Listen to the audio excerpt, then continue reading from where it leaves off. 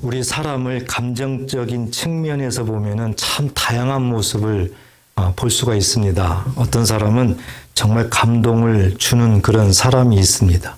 또 어떤 사람은 기쁨을 넘치게 주는 사람이 있습니다. 또 어떤 사람은 반대로 실망을 주고 짜증을 주는 사람이 있습니다. 또 어떤 사람은 감동도 실망도 주지 않는 그런 중간지대에 있는 사람도 있습니다. 이외에도 여러 가지를 우리가 언급할 수 있겠는데 우리는 또 여러분은 어디에 속한다고 생각하십니까?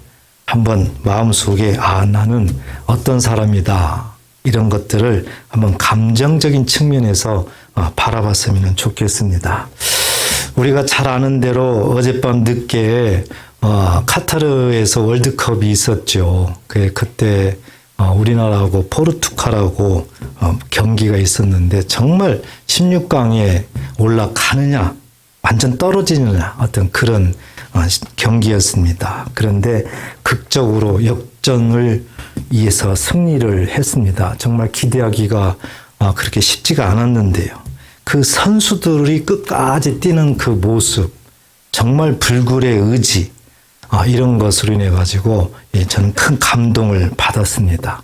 어떻게 그 다리 사이로 그 공을 그렇게 들어가게 만들어서 싹 빠지게 하는지 감탄하지 않을 수가 없어요. 정말 감동적이고 대한민국 국민들에게 큰 기쁨을 줬던 것 같습니다. 정치적으로나 경제적으로나 어떤 기쁜 일이 없잖아요. 그런데 정말 그 축구를 통해서 짧은 시간이지만 아주 기쁨을 얻고 정말 감동적인 그런 모습을 우리는 다 이렇게 보고 느꼈을 것입니다. 이뿐이겠습니까? 우리들 주변에 보면은 정말 아주 잔잔하게 감동을 주는 사람들이 많이 있습니다. 어떤 사람은 크게, 어떤 사람은 적게 감동을 주는 그런 사람들이 많이 있습니다. 그렇지만 우리가 예수를 믿는 신앙인으로서 그런 감동을 주는 그 사람들 중에서도 더 마음에 새겨야 되는 부분이 있습니다. 바로 신앙적으로 감동을 주는 사람입니다. 그래서 우리가 예수를 믿고 신앙생활을 할 때 신앙적으로 감동을 주는 사람들을 잘 마음에 새기면서 더 우리도 닮아가야 되겠다. 그러한 도전의식을 갖는 것이 굉장히 중요합니다. 이 마지막 시대에 사랑이 메말라가고 정말 서로 원망하고 불평하고 싸우고 이 마지막 시대 현상을 우리가 직접 느끼면서 오늘 본문에서 감동을 주는 사람들을 바라보면서 다시 한번 우리가 감동을 받아 가슴이 뭉클해지고 또 하나님께서 주시는 놀라운 엔돌핀이 충만하게 생성되시기를 주의 이름으로 축복합니다. 오늘 성경에서 우리가 읽은 이 본문을 중심으로 봤을 때 성경에 보면은 감동을 주는 사람들이 참 많이 있습니다. 그렇지만 그 중에서 가장 대표적인 한 사람을 뽑으라 한다면 바로 사도 바울입니다. 사도 바울이 예수 믿는 자들에게 얼마나 감동을 주는지 우리는 다시 한번 생각을 할 필요가 있는 것입니다. 우리가 사도 바울은 얘기를 안 해도 누구나 많이 알고 있습니다. 이 사도 바울을 잠깐 그의 생을 바라보게 되면은요, 다메섹 도상에서 회심하고 예수를 믿은 그 이후부터 보면은 오직 그의 마음과 그의 입은 예수 그리스도예요. 예수 그리스도, 예수님이 구원하셨다. 이것을 어디 가든지 간에 담대하게 적극적으로 말을 합니다. 어떤 세상적인 얘기를 하지 않습니다. 오직 예수님만을 얘기해요. 그래서 사도행전 1장 8절에 보면은 땅끝까지 복음을 전하라는 말씀이 있죠. 이 말씀에 순종해서 사도 바울은 열심히 복음을 전하게 됩니다.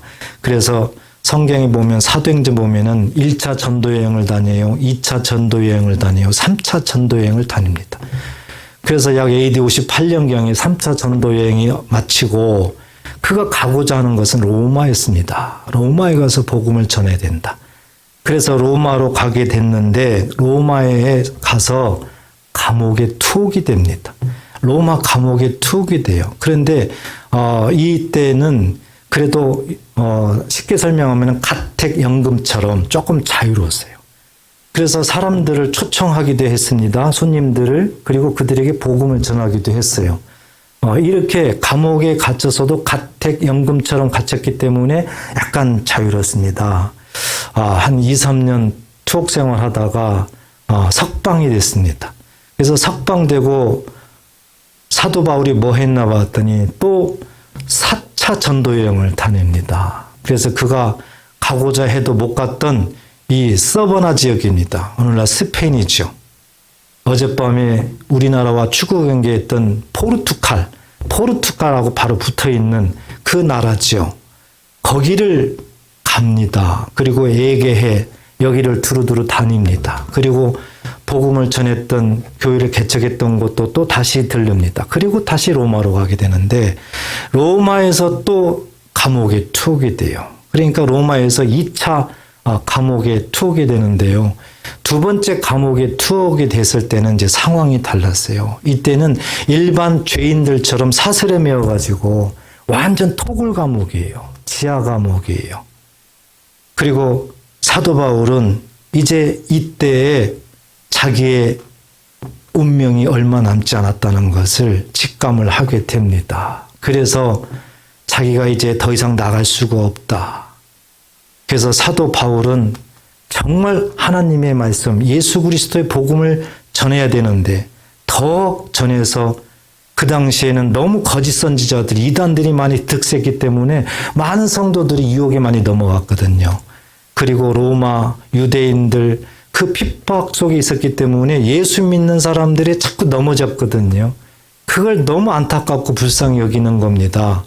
그래서 디모데에게 그 감옥에서 서신을 쓰는 거예요.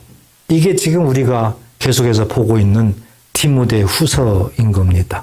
그래서 그가 마지막 죽기 전에 정말 유언처럼 디모데에게 서신을 쓰고 있는데 오늘 내용이 보니까 이제 디모데도 4차 전도여행 같이 다니다가 에베소가 불안한 겁니다. 에베소에서 이 사도 바울이 너는 여기에서 목회를 해라. 그래서 사도 바울의 후임자로 에베소 교회 담임 목사로 세우고 이제 바울은 로마로 가게 됐는데 자기가 이제 얼마 남지 않았다는 것을 알기 때문에 빨리 디모데를 좀 와야 되겠다. 그래서 디모데에게 하고자 하는 말, 또 당부해야 될 말 이런 것들을 빨리 해야 되겠다.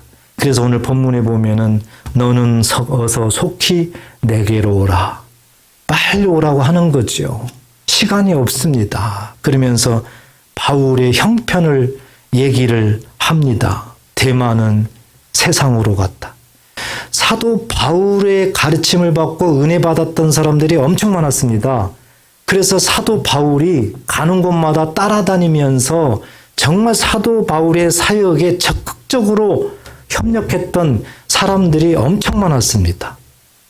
로마로 갔을 때도 로마로 따라간 사람들이 많았어요. 로마 감옥에 갇혔을 때도 같이 감옥에 갇힌 사람도 많았어요.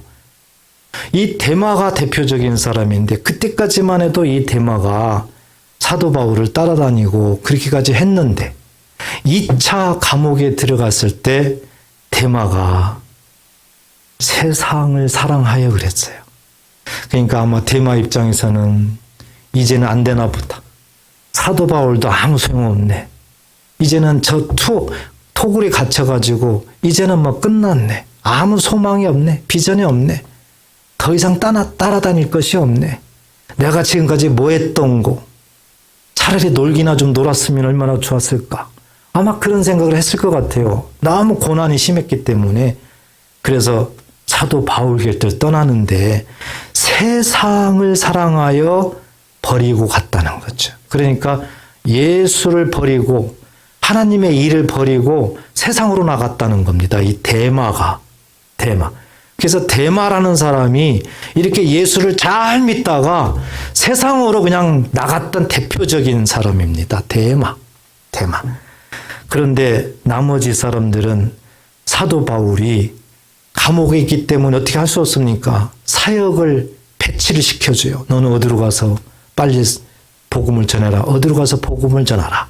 그래서 10절에 보면은 그레스게는 갈라디아로 보내고 디도는 달마디아로 보냅니다. 이 데마만 자기 의지대로 사역을 버리고 세상으로 가는 거예요. 자기 형편을 얘기하는 거예요. 그리고 사도 바울 곁에, 내 곁에는 오직 누가만 있다. 누가만 있다. 그러니까 너는 빨리 와라. 올 때 마가를 데리고 오라는 거야. 마가. 이 마가도요, 처음에는 이 전도 여행 다닐 때 마가도 자기 고집대로 하면서 그 자리에서 이탈을 했어요. 그래서 사도 바울의 진노를 사게 되고 나중에 이 마가 때문에 바나바와 싸우고 사도행전 15장에 보면 막 그렇잖아요. 그런데 나중에 화해를 했습니다. 화해를. 그래서 마가를 데리고 와라 하면서 여러 하나님의 사람들을 소개를 하고 있어요. 그래서 올 때는 그냥 오지 말고 춥다. 그러니까 겉옷을 좀 가지고 와라. 그리고 책을 좀 가지고 와라. 예, 딱 지정해 주잖아요. 가죽 종이에 쓴 책을 좀 가지고 와라. 이렇게 빨리 오라고 하면서 하나하나 그 형편을 얘기하고 이렇게 주문을 하게 되지요. 그리고 세공업자 알렉산더에 대해서 얘기를 합니다. 그가 사도 바울이 사역에 있을 때 엄청 방해를 많이 했어요. 이 자는요, 처음부터 하나님을 모르고 예수를 모르는 자가 아닙니다. 예수를 아는 자예요. 신앙생활을 했던 자입니다. 그런데 변신해가지고 도리어 하나님 믿는 사람들을 핍박하고 오히려 하나님의 일을 회방했던 사람입니다. 알렉산더. 그래서 이 알렉산더를 조심하라. 조심하라. 이렇게 사도 바울이 얘기를 하는 거지요.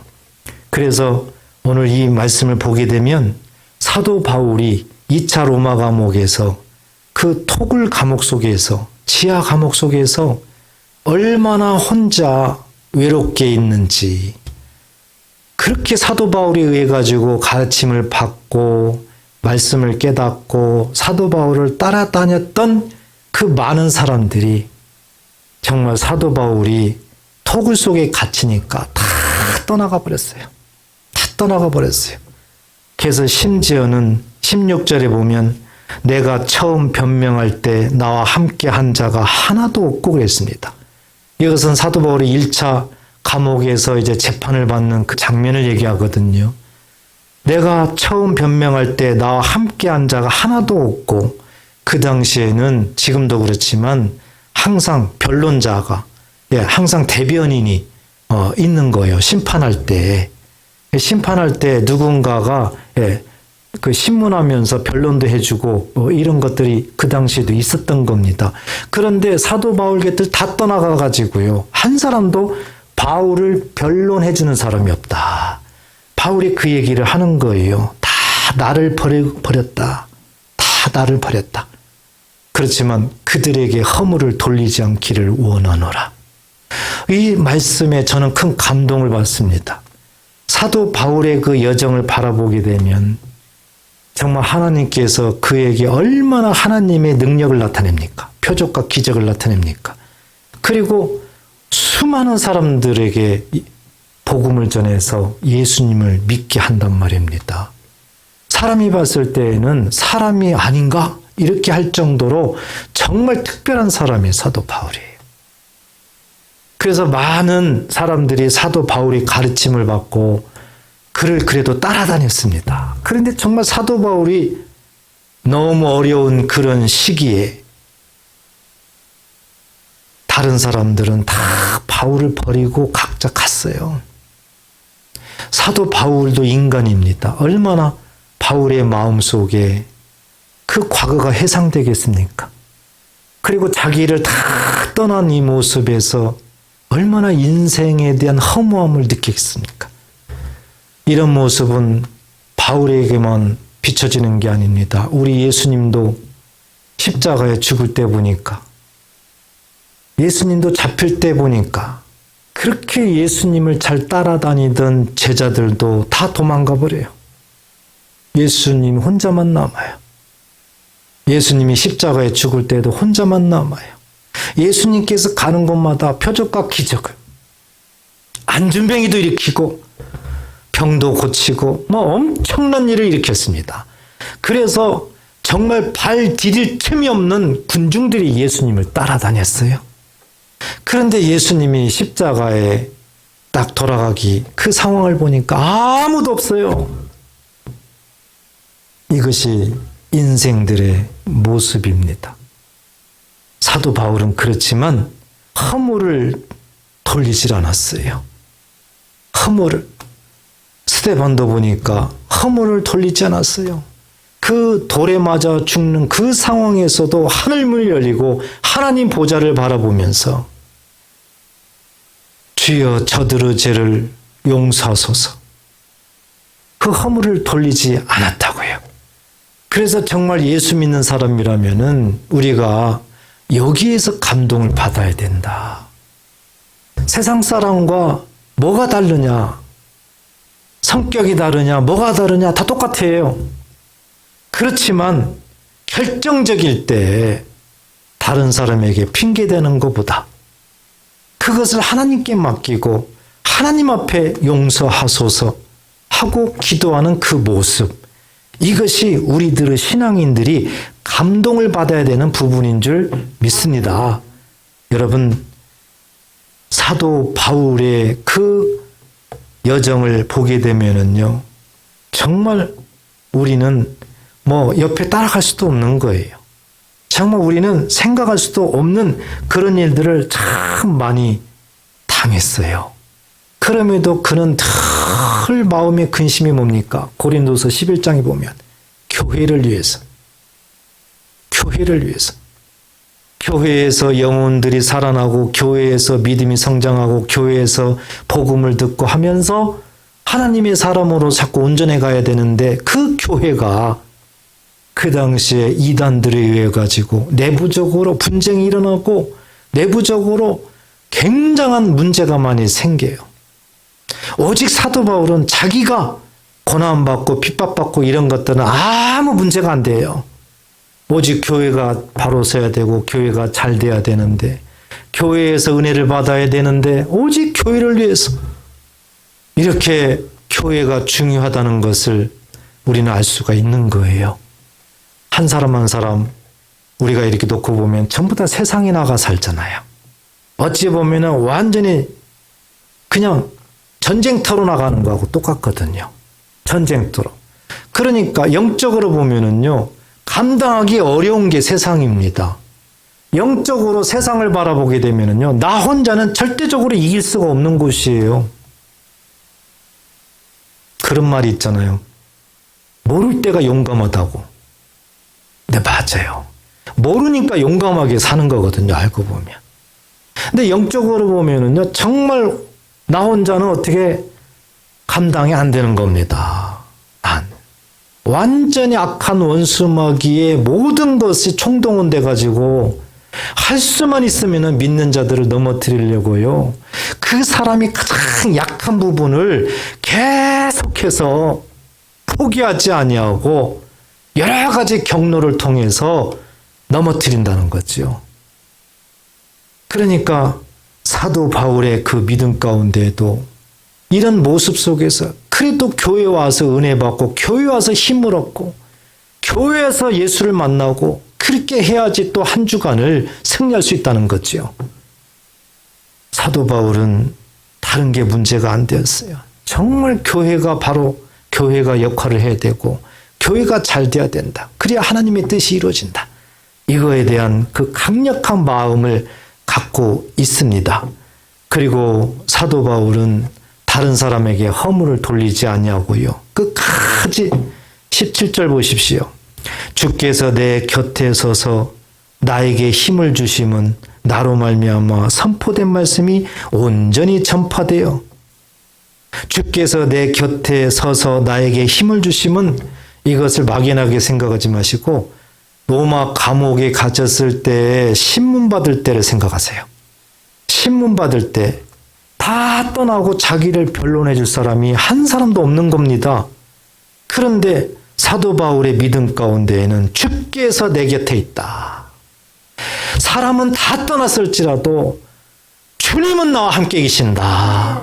이것이 강력하게 그의 믿음 가운데 서 있고 실질적으로 주님이 도와주고 있는 겁니다. 힘을 주셨습니다. 그리고 변론할 사람은 없어도 사도 바울이 그 자리에서 선포하게 되면 그 말을 그 이방인들이 듣게 만드는 거예요. 이방인들이. 그래서 복음이 전달되게 만드는 거예요. 그리고 내가 사자 입에서 건짐을 받았느니라. 여러분 사자 보세요. 사자. 정말 배고파가지고 으르렁거리는 그 사자를 보세요. 만나면 죽을 수밖에 없잖아요. 그런데 사자 입에서 건짐을 받았느니라. 이 부분도 로마 감옥에서 1차 감옥에서 그렇게 변론을 해줄 사람이 없고 그럴지라도 우리 예수님이 나를 도와줌으로 말미암아 1차 로마 감옥에서 나는 건짐받았다. 나는 죽지 않았다. 그 말입니다. 사자 입에서 건짐을 받았느니라. 그 사도 바울이 말하고 있는 그 배경을 이해하셔야 돼요. 배경을. 그러면서 예수 그리스도에 대해서 얘기를 합니다. 18절에 보니까 주께서 나를 모든 악한 일에서 건져내시고 또 그의 천국에 들어가도록 구원하시리니 그랬습니다. 바로 사도 바울은 자기가 죄인 중에 괴수라는 것을 고백하지요. 그는 아주 악한 사람이었습니다. 예수를 믿는 사람은 외국성까지도 쫓아가서 잡아가지고 옥에 가두고 죽이려고 했던 사람입니다. 그렇지만 그가 다메섹 도상에서 예수를 만난 다음부터는 예수님이 나 같은 죄인도 살리셨구나. 나 같은 괴수도 용서하셨구나. 그리고 예수를 믿게 하시고 성령을 보내사 하나님 자녀로 삼으셨구나. 저 천국의 시민권을 나에게 주셨구나. 이것이 사도 바울은 절대적이었어요. 그보다 사도 바울을 앞장서는 것은 아무도 없었어요. 사도 바울은 오직 예수님이 나를 구원하셨다. 내가 살아있을 때, 내가 감옥에 갇혔을 때도 예수님이 나와 함께 계시면서 예수님이 순간순간 나를 도우셔서 구원하시는구나. 아멘. 아무리 세상에 어떤 것이 나를 죽이려고 해하려고 해도 예수님이 나와 함께 하시면 나는 평안하다 하는 마음이 사도 바울의 마음입니다. 그래서 끝까지 디모데에게 이 말씀을 전하면서 너도 그렇게 하라. 너도 그런 믿음을 가져라. 디모데에게만 말씀하는 것이 아니라 이 말씀을 읽는 예수 믿는 오늘날 저와 여러분들에게도 동일하게 말씀하시는 줄 꼭 믿으시기 바랍니다. 그래야 그게 내 말씀이 되는 거예요. 단지 기록된 말씀으로만 생각하면 안 됩니다. 나에게 지금 주시는 말씀이다. 이렇게 생각을 해야 되는 겁니다. 그래서 오늘날 우리에게 정말 사도 바울을 비춰주면서 인간적으로 여러 가지 살면서 감동받는 일들이 많이 있지만 신앙에 대한 감동, 사도 바울처럼 정말 자기는 죽는 상황에서 자기를 많이 핍박했고 자기를 누명을 씌웠고 그런 사람들이 많이 있었습니다. 반면에 사도 바울로 인해 가지고 구원받고 은혜받고 말씀을 깊이 깨닫고 따라다니는 사람도 많았습니다. 사도 바울은 이 모든 것들을 모든 허물을 다른 사람에게 돌리지 아니하고 오직 하나님께 의탁했습니다. 바로 우리 신앙인들은 여기에서 감동을 받아야 된다.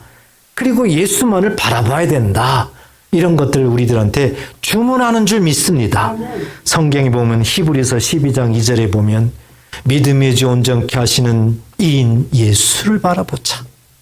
바로 사도 바울을 비춰주면서 또 다른 히브리서에는 동일한 말씀을 하는 거예요. 어떤 상황 속에서도 믿음을 가지고 우리를 구원하신 예수 그리스도, 예수를 바라봐라. 예수는 그 앞에 있는 기쁨을 위하여 우리에게 구원을 주시잖아요. 그걸 기쁨으로 삼는 거예요. 십자가를 참으사 부끄러움을 개의치 아니하시더니 하나님 보좌 우편에 앉으셨느니라. 하나님 보좌 우편에 앉으셨다는 얘기는 하나님의 뜻을 이루었다는 얘기입니다. 하나님의 뜻을 완전히 이뤘다는 거예요. 그분이 예수님이라는 거죠. 세상에서 살면서 많은 어려움과 고난이 있을지라도 사도 바울을 생각하면서 흔들리지 말고 믿음이 온전케 하시는 예수만을 바라보면서 끝까지 죽을 때까지 남에게 허물을 돌리지 말고 오직 구원에 대한 기쁨과 감사함으로 승리하라. 이런 것을 말씀을 우리들에게 하고 있습니다. 그러면서 계시록 2장 10절에 보면 너는 장차 받을 고난을 두려워하지 말라. 세상 자체가 두려움이에요. 두려움을 벗어날 수가 없어요. 예수 믿는 사람들은 성령을 받았기 때문에 그럼에도 불구하고 두려움을 이길 수 있다는 겁니다. 그래서 두려워하지 말라. 볼지어다 마귀가 장차 너희 가운데서 몇 사람을 오게 던져 시험을 받게 하리니. 사도 바울을 보니까 역력히 할 수가 있죠. 할 수만 있으면 악한 원수 마귀는 하나님의 뜻을 회방하기 위해서 예수를 잘 믿는 사람들, 교회 지도자들을 어떻게든지 간에 넘어뜨리려고 회방을 합니다. 넘어지기 위해서 가장 측근들을 이용해서 넘어질 수밖에 없게끔 만들면서 그렇게 악한 짓을 합니다. 이렇게 시험을 굉장히 받게 되는 거죠. 그렇지만 너희가 10일 동안 환난을 받으리라. 한정시켜 주세요. 끝까지 그런 어려움을 당하게는 만들지 않아요. 하나님이 허락하는 어떤 기간이 있어요. 여러분, 고난의 어떤 연속성에서 정말 하나님의 말씀을 보면은 기간이 있어요. 하나님께서도 어느 때까지만 그것을 그냥 내버려 두지 그 이상은 하나님께서 용납하지 않습니다. 하나님의 자녀들을 회방하고 괴롭히는 자들은요, 언제까지 하나님이 그냥 내버려 두진 않아요. 어느 때까지 하나님이 정한 때까지 용납하지만 그 이후에는 하나님께서 그를 심판하는 거지요. 그러면서 내가 죽도록 충성하라. 그리하면 내가 생명의 관을 내게 주리라. 할렐루야. 그러니까 예수만을 바라보면서 끝까지 충성하라. 사도 바울을 비춰주면서 우리에게 말씀을 하는 거죠. 우리가 감동을 받아야 되는 것은 바로 이 영역이에요. 세상적인 감동은요, 영원할 수는 없습니다. 세상적인 감동은 어느 시기가 지나면은 없어져요. 잊어버려요. 그렇지만 하나님께서 주시는 감동, 하나님의 사람들을 통해서 받는 그런 감동은 영원합니다. 그리고 우리들한테 교훈을 주는 거지요. 우리들의 삶의 지표로 안내를 하는 겁니다. 그래서 사도 바울을 생각하면서 정말 신앙에 감동을 주는 그 사도 바울, 우리도 그를 닮아갔으면 좋겠습니다. 닮아가시기를 축복합니다. 오늘 본문에서 또 한 사람이 있습니다. 감동을 주는 또 한 사람을 우리가 찾아볼 수 있습니다. 바로 누가입니다. 누가. 오늘 본문 11장에 보니까 누가만 나와 함께 있느니라 그랬습니다. 누가. 여러분, 누가를 생각해 보십시오. 누가는 직업이 의사입니다. 의사. 그래서 골로새서 4장 14절에 보면 사랑을 받는 의사 누가 그랬습니다. 그러니까 누가는요, 사람들에게 사랑을 받았다는 사람이에요. 이 누가는 바울이 전도 여행 다닐 때에 만났습니다. 그래서 바울이 전도 여행, 2차 전도 여행 다닐 때부터 누가는 바울과 동행을 했어요. 그러니까 사도 바울의 말씀 가르침에 큰 은혜를 받고 그 말씀의 깨달음이 굉장히 깊이 깨달았던 사람이에요. 누가가. 사도 바울의 그 영적인 부분까지도 이 누가는 계속 바울을 따라다니면서 바울의 선포하는 걸 다 들으면서 감사하면서 끝까지 바울 곁을 지켰던 사람이 누가입니다. 누가만이 유일하게 사도 바울이 로마의 2차 감옥의 토굴 속에 갇혔을 때도 떠나지 않았던 유일한 사람이 누가입니다. 이 누가는 은혜를 받고요. 사도 바울을 끝까지 다녔는데 여러분 보세요. 전도 여행이 쉬운 일이 아니잖아요. 그리고 사도 바울을 죽이려고 하고 괴롭히고 이런 사람들이 너무 많아요. 그러니까 가는 데마다 고난이죠. 가는 데마다. 따라다니는 사람들이 이렇게 힘들고 어려운 데를 따라다니고 싶겠어요? 그러니까 도망가고 싶지요. 피하고 싶지요. 그런데 누가만큼은 초지일관이에요. 절대적으로 그는 변하지 않습니다. 어떤 어려움이 있어도 사도 바울을 동행하면서 사도 바울의 건강도 지켜주면서 여러 가지를 했던 거죠. 이렇게 누가가 하루아침이가 아니라 엄청 오랫동안 사도 바울과 동행하면서 말씀을 깊이 깨달으면서 영적인 것까지 깨달으면서 했던 사람입니다. 그래서 사도 바울에 의해서 이런 가르침 때문에 누가가 누가복음을 기록할 수가 있는 거고요. 사도행전을 기록할 수가 있는 겁니다. 저는 누가를 통해서 많은 감동을 받습니다. 누가복음을 통해서 이 누가에 대한 그런 믿음의 영역을 이렇게 엿볼 수가 있습니다. 그래서 누가복음을 보면은 참 말씀의 깊이가 있구나. 누가는 의사입니다. 의사는 굉장히 세밀하죠. 아주 세밀하게요. 그래서 하나님의 말씀을요, 누가복음 1장 1절부터 보면은 아주 자세히 살폈다 이렇게 나오죠. 그러니까 하나님의 말씀을 뭐 대충 듬성 이렇게 하는 게 아니에요. 아주 치밀하게 한자 한자 하나님의 말씀을 깨달은 거지요. 이런 누가가 사도행전도 기록했다는 거죠. 사도행전도. 그래서 누가복음과 사도행전을 보면 저는 모든 성경이 정말 하나님의 감동으로 정말 다 말씀의 은혜를 받지만 특히 누가복음과 사도행전을 저는 좋아합니다. 이 누가의 그 감동적인 그렇게 어떻게 하면은 저렇게 바울을 그림자처럼 따라다니면서 그 어려움 속에서도 떠나지 않을까? 나라면 저기 가능할까? 정말 감동적이더라고요. 여러분은 누가를 어떻게 생각하시나요? 누가처럼 정말 그럴 수 있을까요? 정말 하나님의 말씀의 은혜를 받고 그 가르침의 은혜를 받고 끝까지 동역하면서 갈 수 있을까요? 아니면 좋을 때는 아멘 하지만 조금 안 좋으면은 그냥 뒤도 돌아보지 않고 떠나는 그런 모습은 아닐까요? 우리 사람을 바라보게 되면 확률이 다분하죠. 다분해요. 그래서 저는 누가를 바라볼 때마다 정말 감동적인, 감동을 주는, 잔잔하게 감동을 주는 사람이구나. 여러분, 누가에 대해서 우리는 깊이 생각하지 않아요.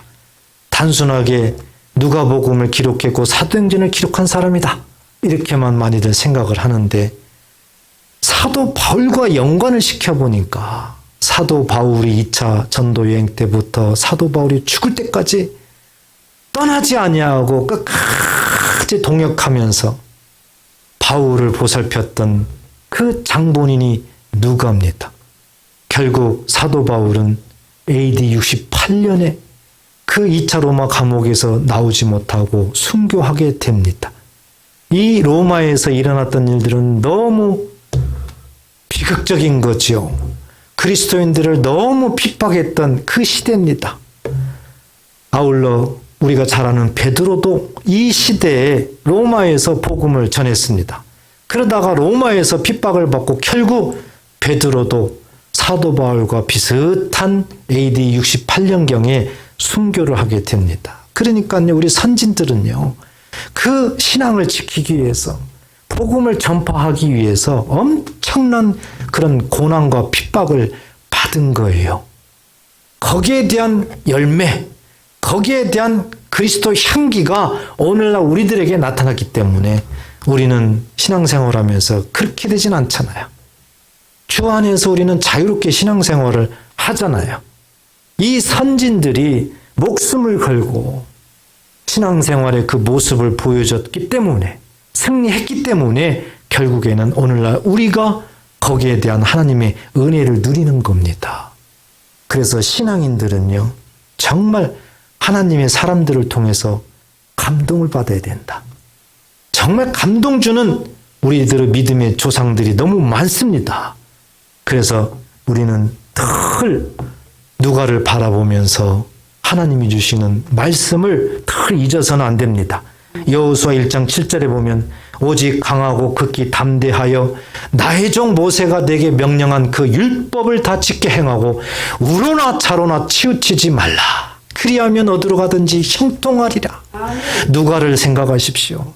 누가는 어떤 상황이든지 간에 우로나 차로나 우로나 치우치지 아니하고 오직 사도 바울과 늘 동행하면서 끝까지 하나님의 뜻을 이루는데 게을르지 않았던 그런 사람입니다.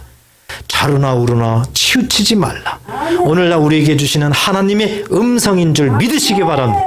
환경 따라서 치우치지 마시고 정말 어떤 상황에서도 누가처럼 흔들리지 말고 끝까지 승리하기를 우리 하나님은 우리들에게 그토록 원하고 있습니다.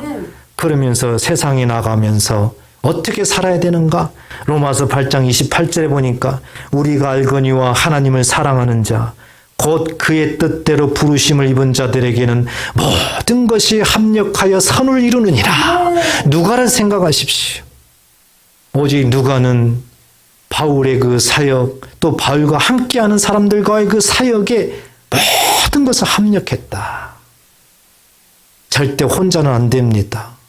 사도 바울이 바울 된 것은 바울 혼자서는 절대 그럴 수가 없습니다. 바울의 주변에 그 많은 사람들이 동력했기 때문에 그렇습니다.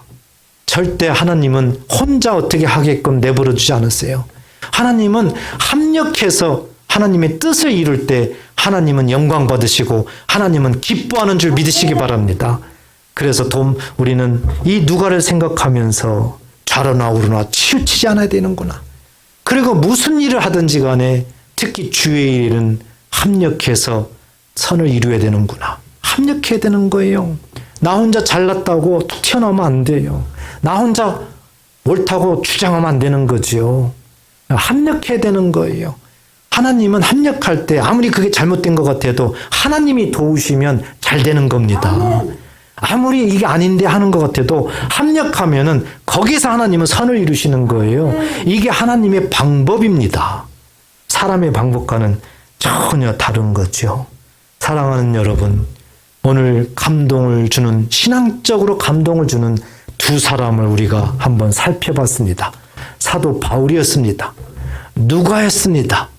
이제 우리는 이 말씀을 통해서 한 가지 적용했으면 좋겠습니다.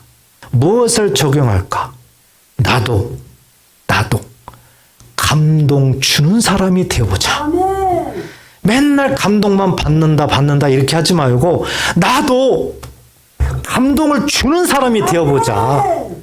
우리가 이것을 한번 적용했으면 좋겠습니다. 그래서 너무 수동적으로 감동만 받는다 생각하지 마시고 적극적으로 나도 신앙에 누군가에게 한번 감동을 주어보자. 그런 신앙인으로 우리가 한번 바꿨으면 좋겠습니다. 한번 꼭 적용해서 이 말이 하나님의 음성이라고 생각하시고 한번 오늘부터 결단해서 감동을 주는 사람, 나는 감동을 주는 사람이야. 한번 스스로 속삭여 보세요. 자기 마음속에 나는 감동을 주는 사람이야. 시작. 받는다고만 생각하지 마시고 준다. 준다. 이것을 한번 도전해 보십시다.